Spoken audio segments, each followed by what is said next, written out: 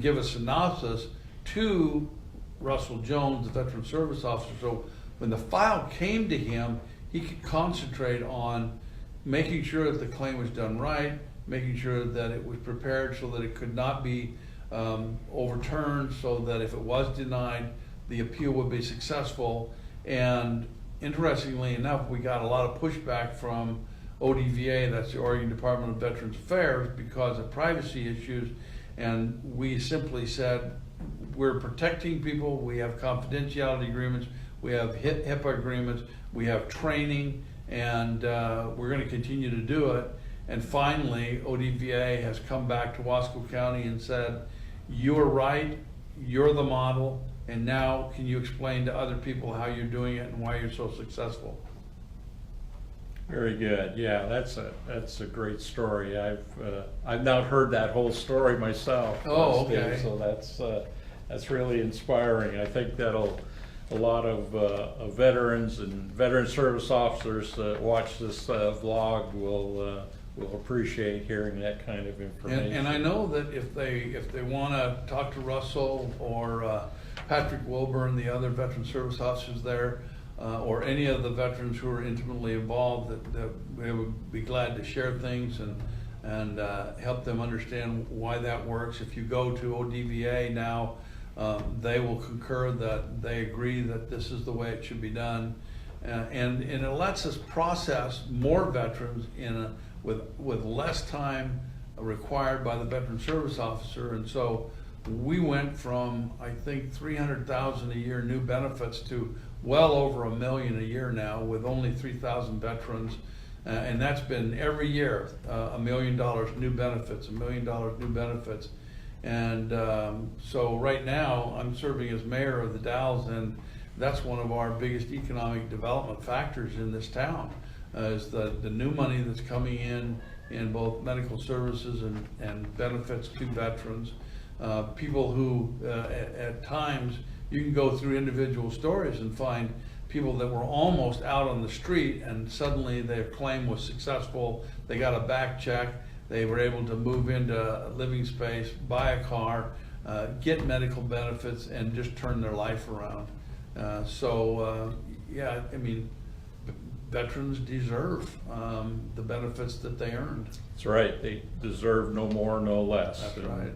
Yeah, and I remember Jim Burris called me and said that he was working with the county, and said that he wanted me to attend a meeting where we would talk about not only getting a full-time service officer, but how we were going to staff the new veteran service officer building.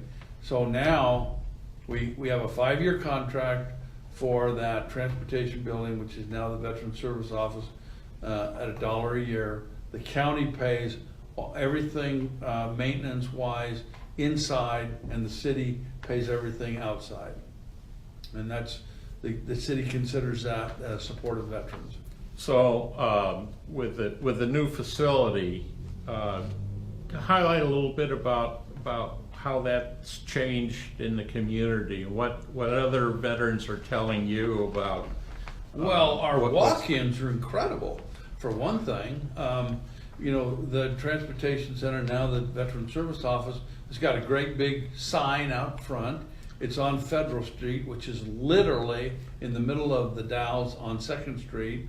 And so we're starting to get walk-ins. You never got that when the Veteran Service Office was out on the east side. There were many people who didn't even know what a Veteran Service Officer was, where it was, how to access it.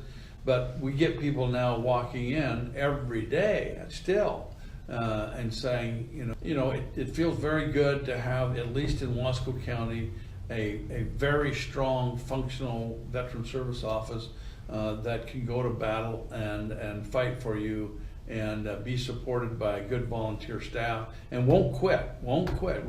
We get denial, and we appeal, and we appeal, and we appeal, and most of the time we end up winning. Yeah, it's I believe that one number I've seen that 75% of the appeals are actually approved eventually. Right. The unfortunate fact is that it takes years to accomplish that, and that's Very. the outrageous part of this whole system. It's frustrating. Sometimes people die before they get their benefits, and all of that shouldn't be, of course. Yeah, yeah. Steve, is there anything else you wanna share with the Well- Veterans Benefit Blog audience? No, I would say that in the Dalles, we're very lucky because we have a very active volunteer veterans program. We have what's called an ad hoc volunteer committee. We also have a memorial committee. And as a result of the efforts of the veterans working to get the Veteran Service Office going, we also have a CBOC, a community-based outpatient clinic here that when I first got here had one part-time doctor. We now, as a result of our advocacy, have 2 full-time doctors 5 days a week. And again, that's what you can do in your community. Remember, the squeaky wheel is what gets oiled. So if you think you need that, go out, get your veterans together, invite the head of the Veterans Hospital in Portland down to your community and show them your need. Very good, Yeah, very good. okay. Steve? Thanks for inviting me.